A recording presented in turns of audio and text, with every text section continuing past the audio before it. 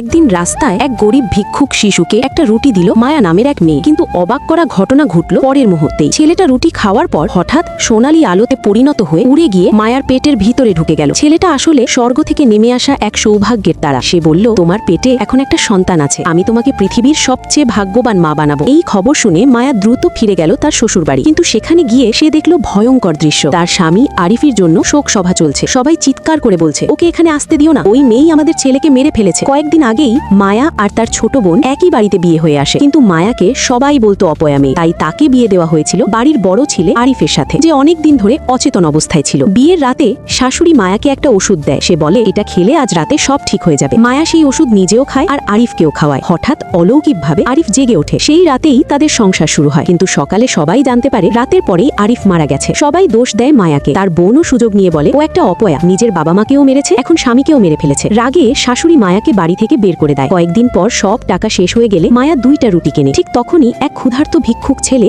খাবার চায়। মায়া নিজের রুটি তাকে দিয়ে দেয়। আর সেখান থেকেই শুরু হয় সেই অলৌকিক ঘটনা। সব জানার পর মায়া আবার ফিরে আসে শ্বশুর বাড়ি। ঠিক তখনই শাশুড়ি হঠাৎ অজ্ঞান হয়ে পড়ে। মায়ার পেটের ভেতরের শিশুটি তখন বলে, দাদির শরীরে বিষ জমেছে, ওটা বের করতে হলে দ্রুত আঘাত করতে হবে। মায়া বাধ্য হয়ে লাঠি দিয়ে আঘাত করে। সবাই ক্ষেপে গিয়ে তাকে মারতে যায়। কিন্তু ঠিক তখনই শাশুড়ি জ্ঞান ফিরে পায়। তবুও কেউ বিশ্বাস করে না মায়াকে, বরং তাকে শাস্তি দেওয়ার জন্য মৃত স্বামীর কফিনে জীবন্ত কবর দিতে চায়। মায়া কাঁদতে কাঁদতে বলে, আমি গর্ভবতী। শাশুড়ি দ্বিধায় পড়ে যায়। ঠিক তখন এক তান্ত্রিক এসে বলে, এই মেয়ের পেটের সন্তান অপয়া, একে না মারলে পুরো পরিবার ধ্বংস হবে। সবাই মিলে মায়াকে ধরতে যায়। ঠিক তখন পেটের শিশুটি বলে, ভয় পেও না, বাবার কফিন খুলে দাও। মায়া শেষ শক্তি দিয়ে কফিনের ঢাকনা খুলে ফেলে। তার পেট থেকে বের হয় এক ঝলক সোনালী আলো, যা সোজা গিয়ে ঢুকে পড়ে কফিনের ভিতরে। সবাই অবাক হয়ে তাকিয়ে থাকে। হঠাৎ কফিনের ঢাকনা নিজে থেকেই উড়ে যায় আর মৃত মানুষটি ধীরে ধীরে উঠে বসে, কারণ আরিফ আবার জীবিত হয়ে ফিরে এসেছে।